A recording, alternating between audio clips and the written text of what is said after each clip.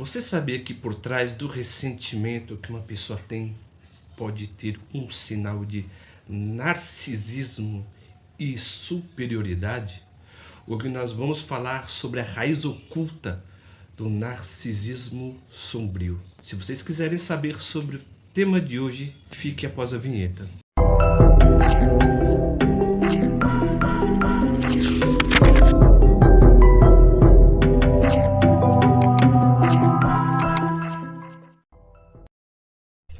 O que é ressentimento? Ressentimento muitas vezes significa sentir duas vezes. Ou seja, eu sinto uma tristeza e eu sinto esse sentimento que eu tenho da tristeza. Então, eu estou retroalimentando. É a mesma coisa, né? De você alimentar e retroalimentar. Sentimento e ressentimento. Ressentimento muitas vezes é sentir duas vezes. É sentir aquele sentimento desagradável e alimentar esse sentimento desagradável. É um caso de você, por exemplo, trabalhar com uma espécie de dispepsia. Você cavar dentro do seu sentimento. Quanto mais você entra no seu sentimento, mais ressentido você fica sobre uma pessoa, ou um caso, ou um acontecimento. Mas o que é ressentimento na filosofia, né, de Friedrich Nietzsche? Para Nietzsche, no seu livro Genealogia da Moral, os fracos, né, visam o ressentimento para dominar as pessoas fortes. O que significa isso? Por exemplo, uma pessoa que não conseguiu se dar bem na vida tem inveja daquela pessoa que venceu na vida, que lutou e que conquistou, mas na verdade a julga, porque como mesmo não teve energia para superar a sua tristeza, a sua dor e encontrar o seu valor, ele começa, na verdade, julgar o outro como se fosse uma espécie de devasso, uma pessoa que é totalmente amoral. Porque o ressentido, ele sempre acredita que fora lhe roubado algo que lhe pertencia, sem mesmo antes se pôr à prova. Porque ele trabalha muitas vezes dentro desse aspecto. Quando uma pessoa rouba um cargo ou toma um cargo, na verdade, vamos dizer assim, de uma outra pessoa, muitas vezes não é o caso de roubar o cargo, mas sim que a outra estava mais preparada do que aquela que estava no cargo. Então, a pessoa que é totalmente invejosa, né, que tem essa síndrome mesmo, tá, do ressentimento, ela sempre vai acreditar que o outro roubou aquilo que pertencia a ela, sem mesmo ela lutar por algo. Porque o ressentido, ele tem a crença de que ele merece receber algo sem mesmo ter lutado. Então, ele acredita na crença que ele é merecedor de algo, tá? Então é por isso que o ressentido, muitas vezes, ele tem rancor, inveja, tá? E, por exemplo, e impotência, na verdade. Me perdoem. Ele tem rancor, inveja e impotência. Por quê? Porque em vez de se afirmar o próprio valor e lutar por aquilo que ele acredita que é dele, não. Ele prefere externalizar que o outro o roubou, ao invés de provar que ele é digno de, por exemplo, de pertencer a tal cargo, né? Ou pertencer a ser um excelente professor, um exímio mecânico, tá? Então ele sempre vai utilizar, na verdade, essa frustração para projetar no outro. Ou seja, então, como ele se sente roubado, ele se sente mais superior, ele se sente mais valorizado. Mas só que isso, na verdade, ele mascara, porque a vontade dele, na verdade, é usurpar o outro, do qual que ele se sentiu usurpado. Então, com isso, ele coloca uma espécie de uma falsa moral de que o outro irá pagar pelo mal que fez a ele. O interessante é que tem uma frase que é muito boa quando se fala o seguinte, né? Ao outro juízo, a mim misericórdia. Então tudo que eu faço é totalmente justificado, e ao outro que fez perante a mim ou para mim, ele merece ser punido. Então, por isso que há uma espécie de um narcisismo sombrio dentro dessa máscara do ressentimento. Por quê? Há uma espécie de narcisismo que é totalmente clássico, né? Por exemplo, a pessoa que tem uma confiança excessiva, né? E tem o narcisista sombrio.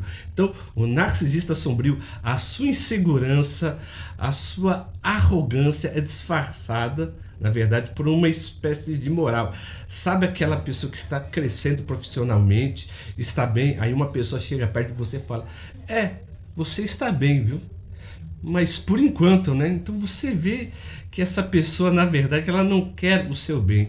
Ela joga uma moral, na verdade, para poder tirar, por exemplo, a sua energia. Como ela não tem, por exemplo, a energia para conquistar algo, mediante que alguém lutou e conquistou, ele usa, na verdade, o seu ressentimento para se colocar acima dessa pessoa, dizendo que dinheiro não é tudo, dizendo que trabalho não é tudo, dizendo que namorar não é tudo. Então você percebe, uma pessoa que odeia muito a vida, na maioria das vezes ele tem vontade de viver a vida, mas só que como ele não vive a vida, ele vive em um processo de desprezar a vida. Então uma pessoa que se diz, por exemplo, ser invejada, na maioria das vezes ela é a invejosa, porque ela terceiriza, na verdade. O sonho dela era ser invejada, mas como ela não é invejada, ela inveja o outro. E quando o outro a retruca, né, pela sua incapacidade intelectual, ou pela sua capacidade de conseguir algo na vida, ela vai falar que, na verdade, essa pessoa é totalmente invejosa. Então você vê que eles sempre trabalham com uma espécie, na verdade, de valor, né? Interessante, por exemplo, tem um caso, né, de uma fábula que se chama da vinha amarga, né? Existia, por exemplo, duas vinhas, né? Uma que recebia a luz do sol e ela floreava e ficava linda, e a outra vinha que ela não gerava fruto, na verdade, porque ela sempre, né, ela estava enraizada, ela recebia sol, mas só que ela não colocava, né, esse seu fruto para fora. E uma certa feita chegou uma bela senhora e colocou a mão nessa vinha que florescia e falou o seguinte: essa vinha é linda, essa vinha produz os belos frutos, ela aliás nos alimenta, né? Então é por isso que ela está sempre frondosa, ela sempre nos dá o nosso melhor. E quando ela chegou nessa vinha, que na vinha obscura, o que ela falou? Nossa, você bem que poderia ser melhor do que a outra. É uma fábula, tá? Que existe, uma fábula de uma origem meio obscura.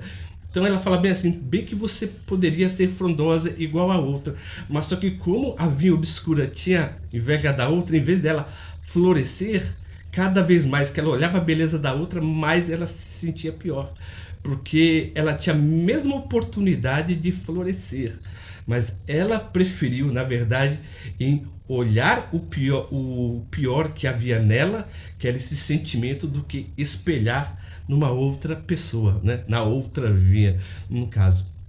Então, a lição que vemos, por exemplo, que para isso é que o que? É que uma pessoa que é totalmente ressentida, ela sempre procura o pior de si para poder colocar no outro. Se o outro conseguiu, ela vai sempre duvidar do valor dessa pessoa, do quanto que essa pessoa lutou. Mas na verdade é aquela história: se Pedro fala mais de João, de que eu sei mais? De Pedro ou de João? Fala muito sobre Pedro. Então muitas vezes o que você externaliza sobre o outro se diz muito mais, na verdade, sobre você. E como você pode identificar esse tipo de pessoa? Essa pessoa, por exemplo, que sofre, né, desse narcisismo sombrio, ela tem, na verdade, uma vitimização crônica. Para ela, todo mundo é culpado, todo mundo é culpado. Ela sempre, na verdade, é o centro das atenções e ninguém a reconhece como se fosse linda, maravilhosa e bela. Ela tem uma inveja agressiva. A palavra inveja, né, vem do latim invidere, aquele que não se vê. Ele não se vê, o invejoso não se vê invejoso, ele se vê totalmente injustiçado. Então toda aquela raiva dele que é encarnada é totalmente justificada. E, por exemplo, também eles têm a necessidade de humilhar a pessoa. Como ele não consegue sobrepujar ela, por exemplo, em força, em caráter e em energia, ela coloca essa falsa moral, na verdade, para mostrar que é totalmente melhor do que a outra pessoa, na verdade. Se vocês gostaram do conteúdo de hoje e se o conteúdo hoje foi relevante para você, por gentileza, se inscrevam no nosso canal, aperta o botão das notificações e conta alguma história que vocês tiveram, por exemplo, com essas pessoas que se dizem, né, linda e maravilhosa e que na verdade estão sempre reclamando. Então, por exemplo, você entrando aqui no nosso canal, eu vou colocar o QR Code. Clicando no QR Code, né, escaneando, na verdade você vai entrar diretamente no nosso canal. E também eu estou entrando no Substack. No Substack eu falo sobre filosofia, sobre psicanálise, né? E sobre também comportamento humano.